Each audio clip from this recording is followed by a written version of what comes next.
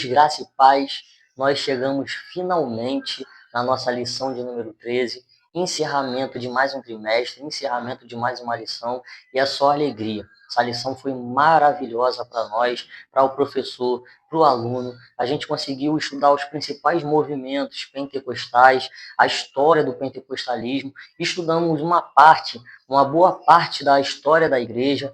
Conhecemos alguns movimentos como o puritanismo, o pietismo, a reforma protestante, estudamos um pouco sobre Martinho Lutero, sobre João Calvino, estudamos um pouco sobre John Wesley, a história de John Wesley, o que John Wesley fez, como John Wesley conseguiu impactar os Estados Unidos e o movimento pentecostal se alastrar nos Estados Unidos, como esse movimento pentecostal também ele chega até o Brasil e ele se alastra no Brasil. Estudamos sobre o neopentecostalismo, a ênfase na teologia da prosperidade, a ênfase na confissão positiva, aquela ideia de que você é filho de Deus, você tem que vencer, você é um vencedor, você tem que conquistar, você tem que possuir.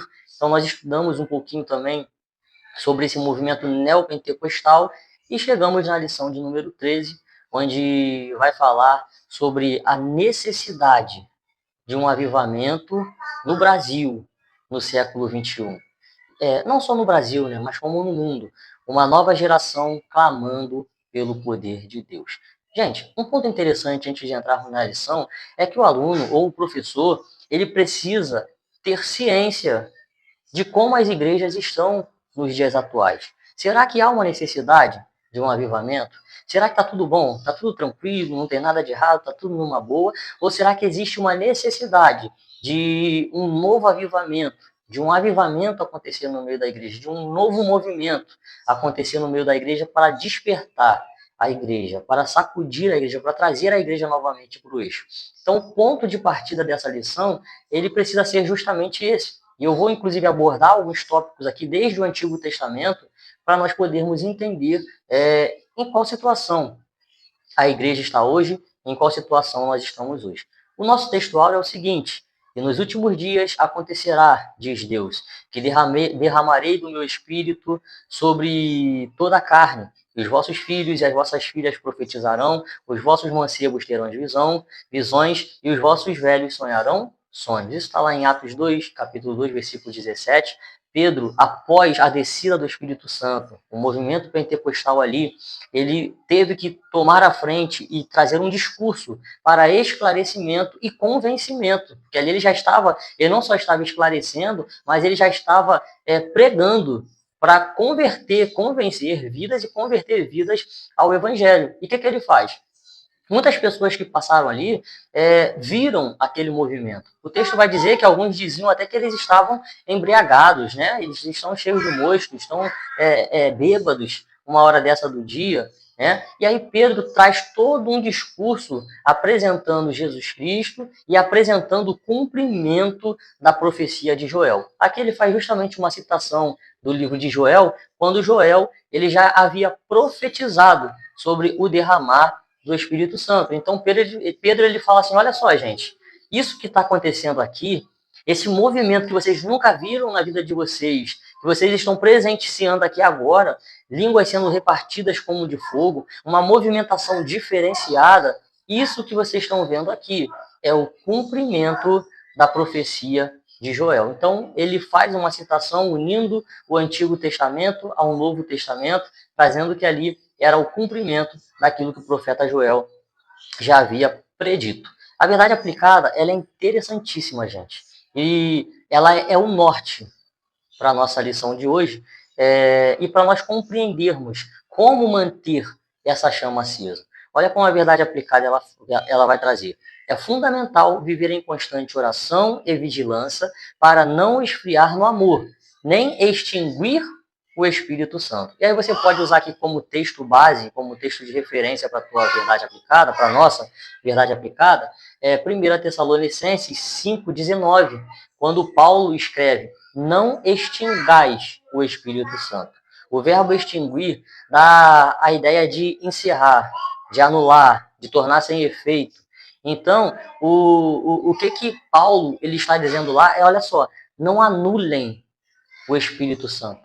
Não tirem o efeito do Espírito Santo. É justamente isso que Paulo ele está falando lá. E a lição ela vem trazendo aqui, na verdade aplicada, 2 pontos que são importantíssimos para poder não anular o Espírito Santo, não extinguir o Espírito Santo, que é uma constância na oração e constância na vigilância. E aí é claro que eu abri um leque aqui um pouquinho mais e coloquei que para a saúde espiritual requer busca, palavra e vigilância. Ou seja, uma vida de busca.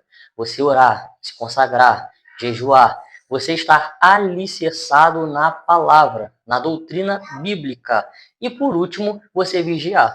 Existem pessoas que até buscam, mas não vigiam. Existem pessoas que até meditam na palavra, mas não buscam o discernimento que vem do alto, de Deus, através do Espírito Santo, para compreender a palavra. Existem pessoas que fazem até os dois, mas por não viver uma vida de vigilância, acaba caindo no engodo e desanimando na fé e logo extinguindo o Espírito Santo. Então é necessário aí esses 3 requisitos que eu coloquei aqui, que eu elenquei aqui, para manutenção da vida espiritual do cristão, para manutenção da espiritualidade e da presença da ação do Espírito Santo na vida do cristão. O texto de referência, e aí eu vou até explicar aqui porque eu botei a palavra aqui, ó, a saúde espiritual requer uma vida também de constância na palavra, porque o nosso texto de referência, que está lá em Abacuque, capítulo 3, verso 1 e 2, e o verso 17 e 18, ele vai falar no versículo de número 2, ouvi, Senhor, a tua palavra. Gente, não existe avivamento verdadeiro sem palavra. Eu me lembro quando Esdras, ele acha o livro da lei e ele reúne o povo e ali lê o livro da lei, há uma grande movimentação no meio do povo, há um grande arrependimento, há uma grande conversão, endireitando as veredas, endireitando os caminhos através da leitura da palavra. Então não existe um verdadeiro avivamento se não houver uma vida pautada, uma vida alicerçada na palavra.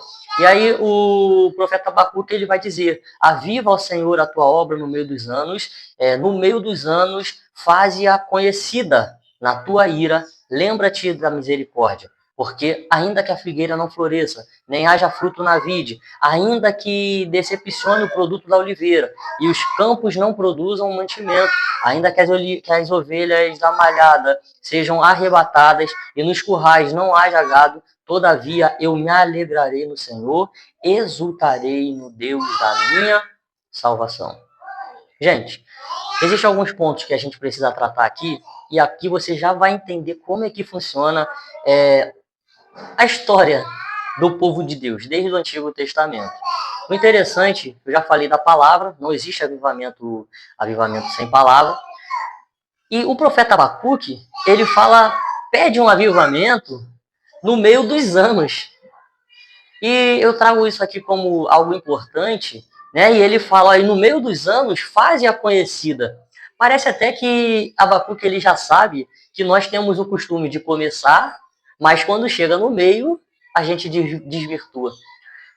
Parece que Abacuque propositalmente ele faz essa oração sabendo que o crente, o cristão, o povo de Deus, desde o Antigo Testamento até hoje, onde nós somos conhecidos como cristãos, temos o costume de iniciar, mas quando chega no meio do caminho, começa a se esfriar.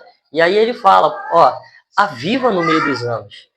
O negócio no meio começou até bom, mas no meio o negócio está desandando. E é interessante porque a história do profeta Abacuque, se você ler o capítulo de número 1, capítulo de número 2, você vai ver que o negócio ali não estava muito legal no meio do povo de Deus.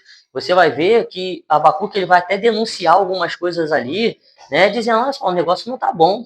O juiz está julgando as causas e o inocente está saindo prejudicado, enquanto aquele que pratica o mal, ele está saindo na vantagem. Então, a situação do povo de Deus no período do profeta Abacuque, era justamente uma situação de conturbação, era uma situação caótica.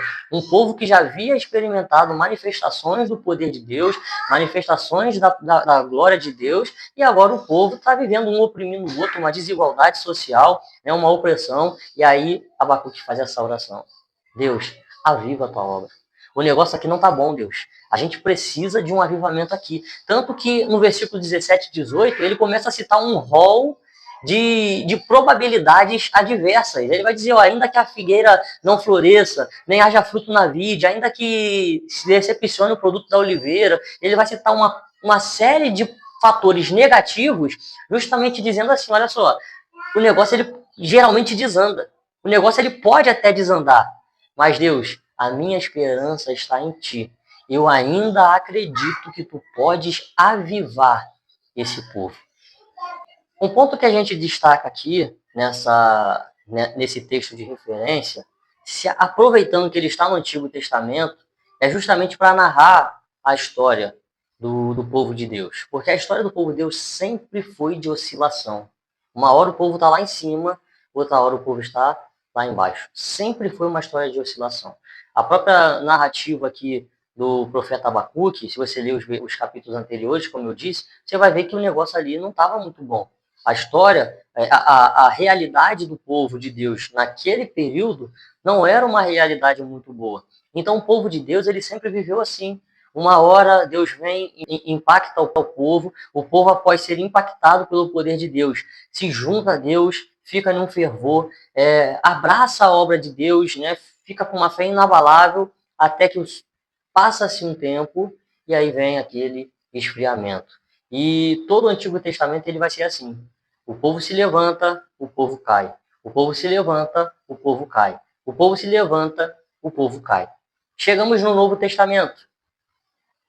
Surgiu os apóstolos, o movimento do Espírito Santo, aquela onda que impactou os continentes na época. Né? Paulo e outros rodaram, viajaram, suas viagens missionárias, pregando o evangelho, sinais, prodígios, maravilhas.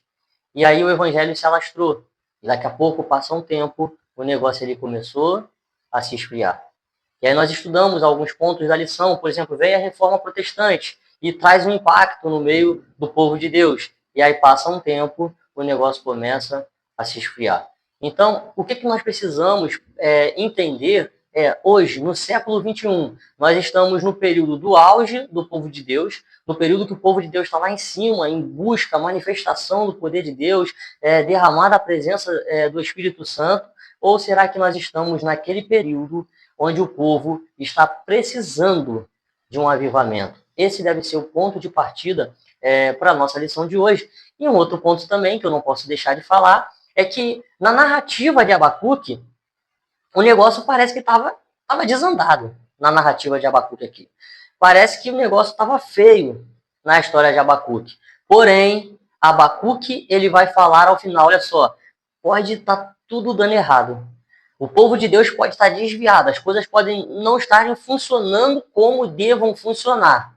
Mas quando ele diz assim, todavia eu me alegrarei no Senhor, exultarei no Deus da minha salvação. Em outras palavras, ele está falando assim, Deus, eu estou aqui.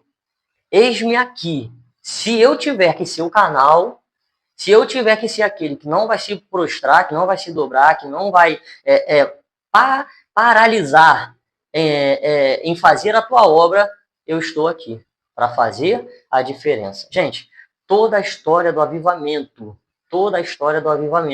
se levantou um para fazer a diferença. É isso que nós vamos ver no próximo tópico, no tópico de número 1.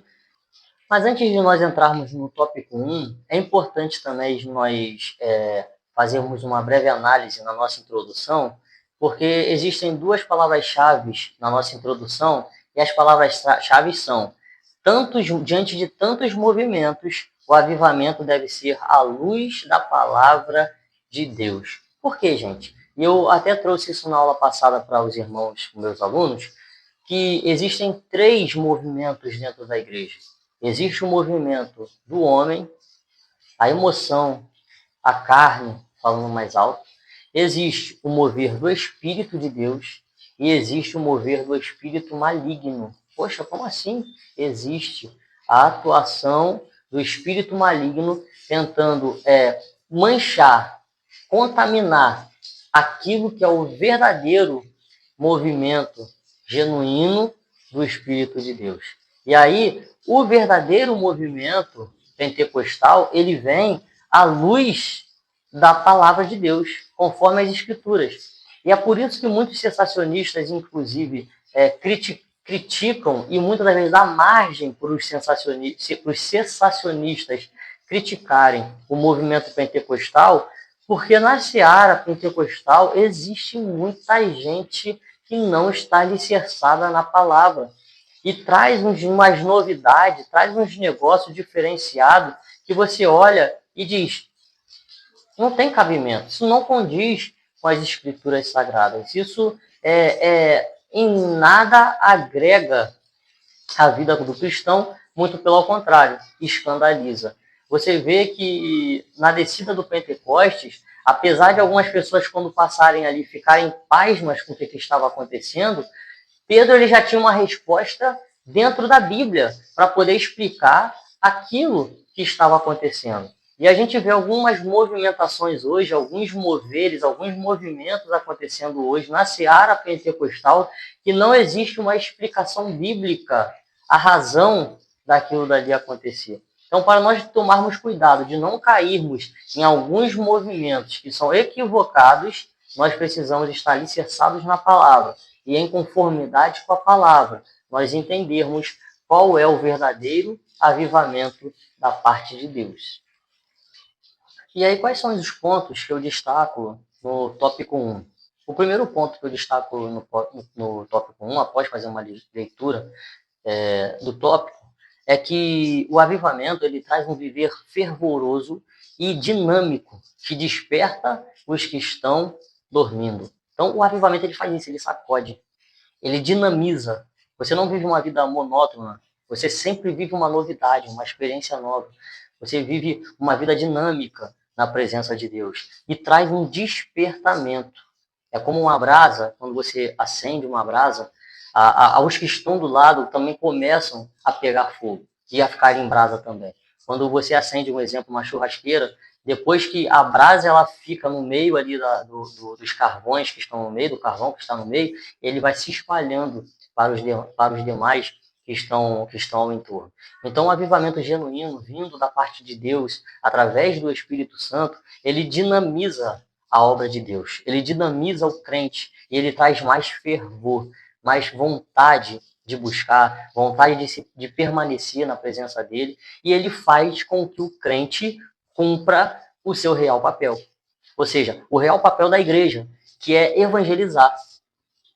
Pedro, quando ele transmite ali a mensagem, onde nós lemos em Atos capítulo 2, verso 17, após todo aquele discurso ali de Pedro, o texto vai narrar que quase 3.000 almas se renderam aos pés do Senhor. Então, o avivamento genuíno, a manifestação genuína do Espírito de Deus, ele faz com que a igreja cumpra o seu real papel.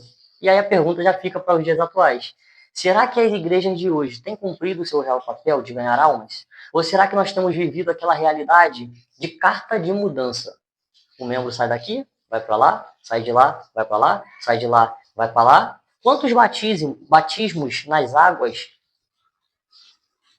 têm acontecido nos dias atuais? Quantas conversões? Quantos discipulados? Isso demonstra se a igreja ela tem vivido o seu real papel ou não. E o verdadeiro movimento pentecostal ele vem para fazer com que a igreja cumpra o seu real papel, que é de ganhar almas. Das pessoas sentirem a vontade, assim como aconteceu lá na Rua Azusa, de ir lá para ver o que está acontecendo, que negócio diferente é esse que está acontecendo aqui. E ao chegarem lá, eles também eram impactados pelo poder de Deus naquele lugar e saíam transmitindo aquilo que estava acontecendo ali. Então, o real papel da igreja, o avivamento, ele serve para isso, para ajudar a igreja a cumprir o seu real propósito na terra. E aí, como terceiro aspecto, dentro do tópico de número 1, eu trago justamente o que o autor ele fala ao final do tópico 1, que ele vai trazer o exemplo dos sacerdotes. Para a manutenção da chama, o sacerdote ele tinha que ir lá, né? Tinha que fazer uma limpeza no altar. Era preciso fazer uma limpeza, tirar as cinzas, tirar a sujeira e logo após colocar mais lenha para o fogo poder queimar. E eu entendo que no século XXI nós precisamos de uma limpeza, retirar aquilo que está de excesso, retirar aquilo que está de errado, retirar aquilo que atrapalha da chama acender. A chama não acende na cinza, a chama ela se acende na lenha. Enquanto tiver lenha pronta, apta para receber a chama, teremos chama. Mas existe um momento que a cinza ela começa a surgir. E aí é preciso fazer a limpeza, removendo as cinzas, removendo aquilo que está em excesso, para poder dar oportunidade para a chama ela se manter acesa. Então, esses aí são os 3 aspectos que eu consigo retirar do tópico de número 1. Vamos partir para o tópico de número 2. E aí o tópico 2 vai apresentar as principais condições para que ocorra o avivamento. Eu inverti aqui a ordem por uma questão lógica, tá? A lição ela apresentou a ordem de uma forma e eu inverti essa ordem por uma questão lógica. E eu coloquei que primeiro, para que aconteça o avivamento, tem que vir a palavra, depois o arrependimento e depois a oração. Essa ordem está pautada na própria referência que foi dada de Abacuque. Primeiro, Abacuque ele ouviu a palavra, ele sentiu o peso da palavra, né? E após ele ouvir a palavra e perceber que o negócio não estava bom, aí sim ocorre o arrependimento. E aí eu trago o exemplo lá de Esdras, quando ele lê o livro da lei. Eu posso trazer o exemplo também de Neemias, quando ele faz a oração do arrependimento ali, dizendo que se colocando também como em pecado, não só os seus pais, mas ele também.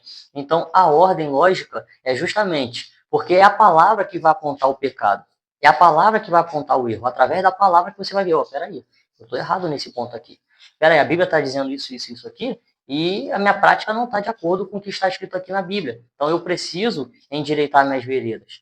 Eu me arrependo e entro em oração com Deus na oração do arrependimento. Então a ordem cronológica que eu coloco é justamente essa. Primeiro, a palavra. É através da palavra que nós alcançamos a libertação, é através da palavra que vem a fé, é através da palavra que vem o fortalecimento. Jesus ele traz o exemplo do homem que edificou a sua casa sobre a areia e veio as dificuldades, veio toda aquela situação ali, né? E a casa ela caiu. Porém, o homem que edificou a sua casa sobre a rocha, em meio à dificuldade, em meio aos vendavais, em meio à tempestade, a casa permaneceu de pé. Então, Jesus ele vai dizendo assim, ó, todo aquele que escuta essas minhas palavras. Então, aquele que escuta as palavras de Deus, que dá crédito, que ouve a palavra de Deus, esse consegue sim alcançar o avivamento da parte de Deus. É claro que após se arrepender das suas práticas, reconhecer que está errado, porque o arrependimento ele requer reconhecimento. Se a pessoa ela primeiro não reconhece que ela está errada, se a pessoa ela primeiro não reconhece que ela precisa mudar, fica difícil. É por isso que Paulo ele escreve dizendo assim, ó, examine-se, pois, o homem a si mesmo. E é onde está a nossa dificuldade. Porque a gente consegue examinar o nosso próximo. Nós, num culto, né? Um culto você sabe a roupa, né? O fulano veio com a roupa tal, tal, tal, com a cor tal, tal, tal, com um sapato tal, tal, tal, tal. Sabe a roupa do pregador, sabe a roupa de quem está sentado lá na frente, de quem entrou, sabe quem saiu, quem parou para ir no banheiro na hora do culto, quem saiu para beber água. Mas muitas das vezes nós deixamos de examinarmos a nós mesmos. Nós olhamos o pecado de todo mundo. Ó, um é fofoqueiro, o outro é isso, o outro é aquilo, o outro é aquilo outro. Mas nós muitas das vezes deixamos de fazer um exame de nós mesmos. E através desse exame deve haver um reconhecimento da situação que nós estamos. E após o reconhecimento, precisa ter um arrependimento. Porque tem gente que reconhece que está errada, até se examina por alto, faz aquele exame alto, aquele autoexame rápido e fala assim, eu sei que eu estou errado, eu já consegui reconhecer que eu estou errado, porém, eu não me arrependo, vou continuar assim mesmo, sou assim mesmo, quero ficar assim, quero continuar assim, e aí precisa, após um reconhecimento do arrependimento, de se arrepender. E por último, a oração. A Bíblia diz, aquele que confessa e deixa, alcança a misericórdia. Nós vimos aqui que Abacuque ele fez uma oração, apresentando a situação que o povo estava, apresentando a situação, o contexto ali que ele estava, e ele mesmo vai dizer, olha só, eu temi, após ouvir a tua palavra, eu temi, surgiu um temor no meu coração. E eu entendo que esse temor é o temor do arrependimento, é o temor de olhar e falar assim, meu Deus, que situação eu estou.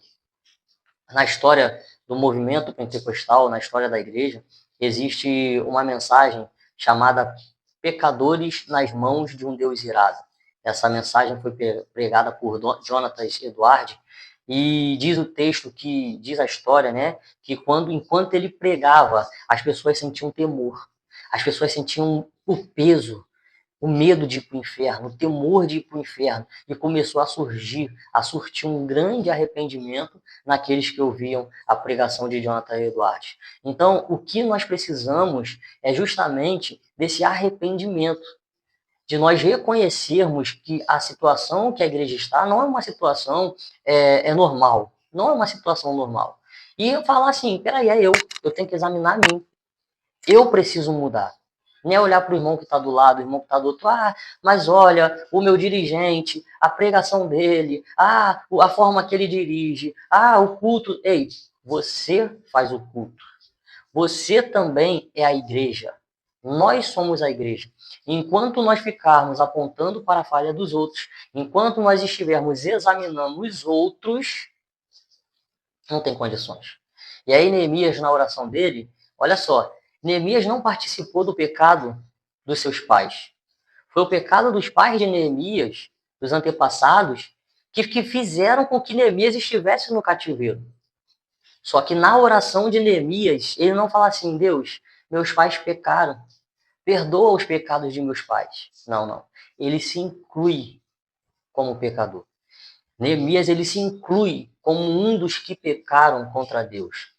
E nós precisamos aprender a parar de julgar os outros, a parar de julgar as outras pessoas e reconhecer que se não está tendo um avivamento no século XXI, é porque eu estou no erro. É porque eu não me coloquei como posição. A gente viu a história de John Wesley em lições passadas. John Wesley saiu, segundo a história, foram cerca de 400 mil km que ele rodou de cavalo, anunciando o evangelho. Ou seja, o que ele fez? Peraí, se ninguém quer, se ninguém está fazendo, eu vou fazer. Eu farei a diferença. E é isso que nós temos precisado nos dias atuais, de pessoas que se enxerguem como um potencial para trazer o avivamento da parte de Deus. E aí nós chegamos no terceiro e último tópico, e esse terceiro e último tópico ele é importantíssimo, não que os demais não sejam, mas porque aqui a gente vai ter que fazer uma análise mais aprofundada de uma segunda etapa do movimento pentecostal, ou seja, de um desdobramento do movimento pentecostal e talvez até da razão final do movimento pentecostal, uma das razões finais.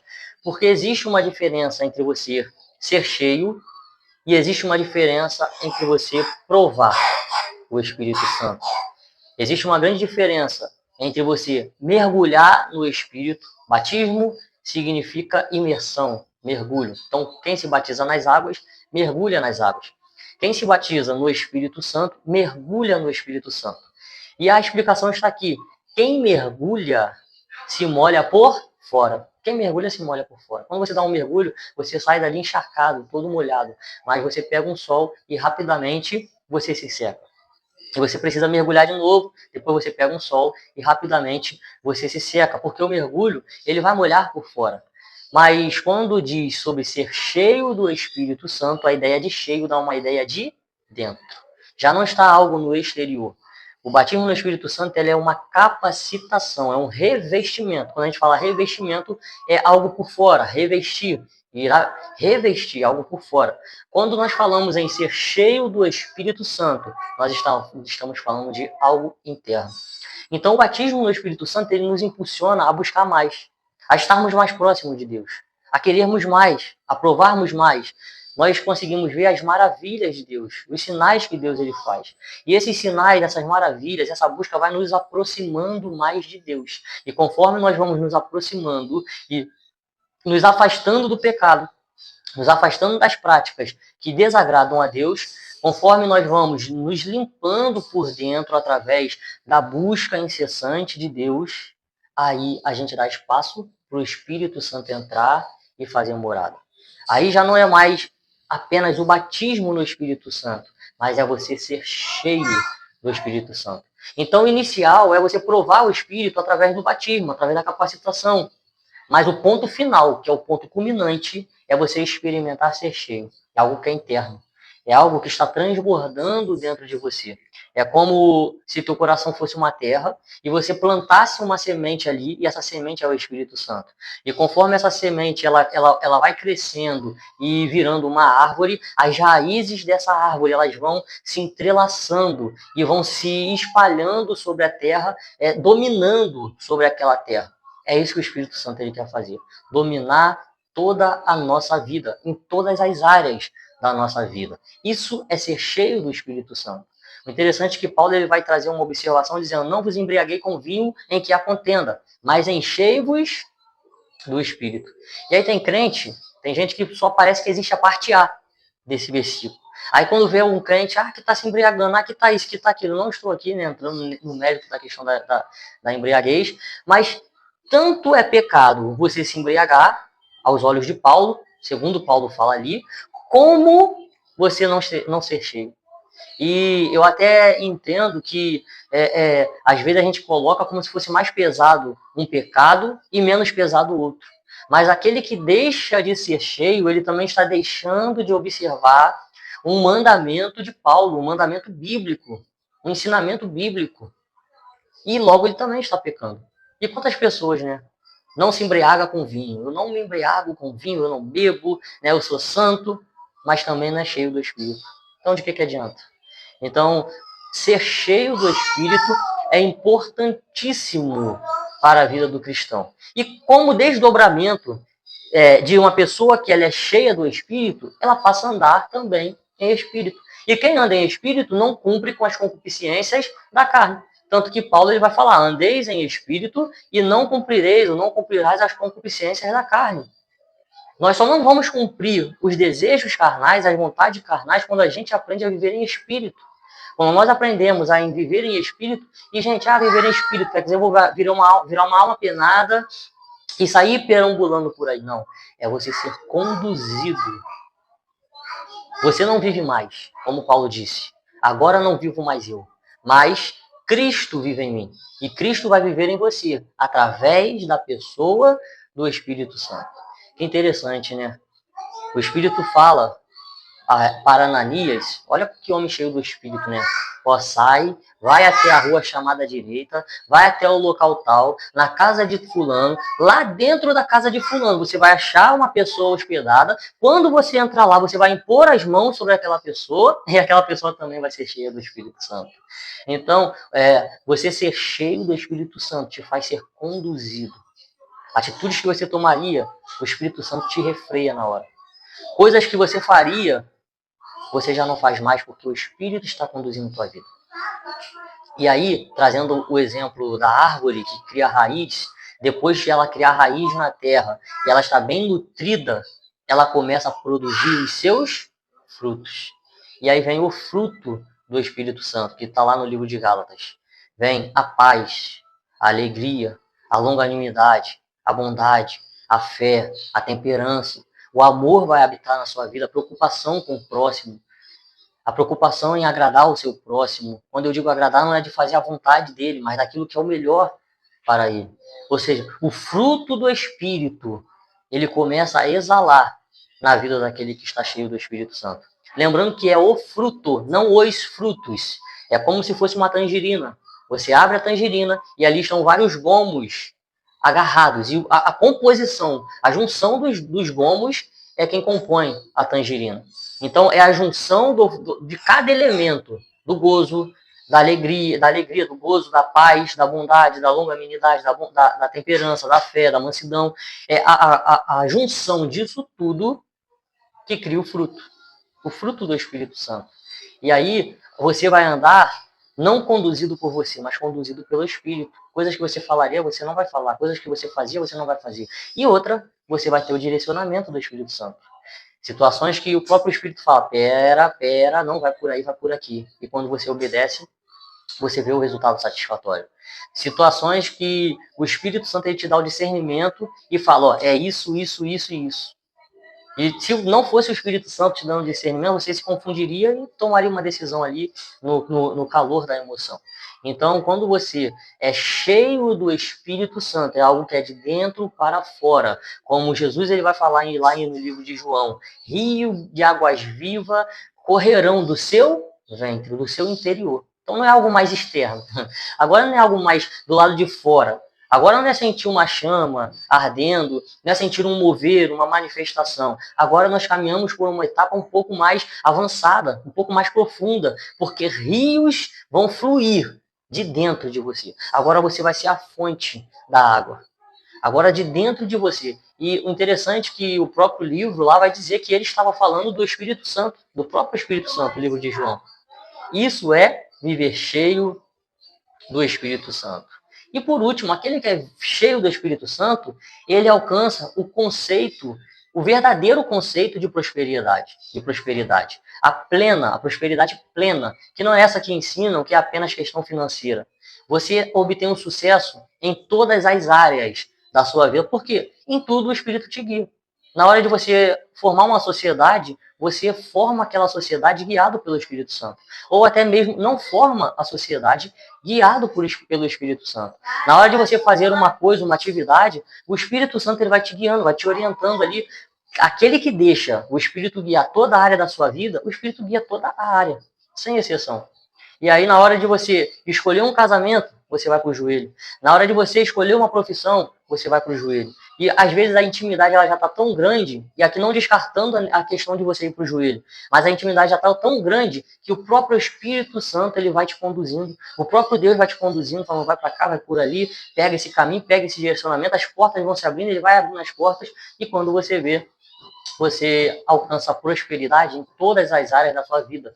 Ou seja, você tem uma família próspera, você tem abundância na sua área sentimental, você tem abundância na sua área profissional, você tem sucesso na sua área educacional, você tem sucesso em todas as áreas da sua vida.